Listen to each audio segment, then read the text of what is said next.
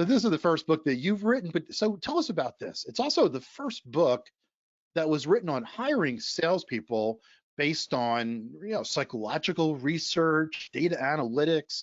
I think you did some analysis on what, over 2 million salespeople and best practices as well. So give us a little bit about the scoop about the book, why you wrote it, and then we actually have questions coming in already for the great Andy Miller. Let's get started. Okay.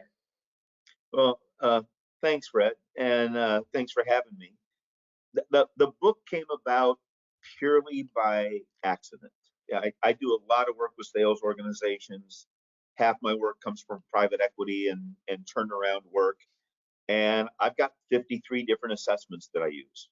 So I, the problem I had was every assessment company basically made the same claims. We can help you pick better sales reps. And I'm going to exaggerate. We can help you pick better reps, and we do laundry and windows and fix your car all at the same time. Well, no, they don't, right? So as I was going through, because I had 53 that I used myself, I had access to their research and their studies and all that stuff. And I was still having a hard time separating fact from fiction. What do they really measure? What do they really tell me? And the question I always ask myself is if I was getting paid for results, is this the tool that I would use? So I ended up hiring, it took me a year to find an organizational psychologist who knew what they were doing. That's not a bash on organizational psychologists, but they're not all experts in assessments. After a year, I finally found one, because I'd call up everyone and say, do you use assessments? And they go, yes, I do. I say, which one do you use? And then they'd name one. And I'd go, okay, wrong answer. The answer I was looking for is, what are you trying to measure?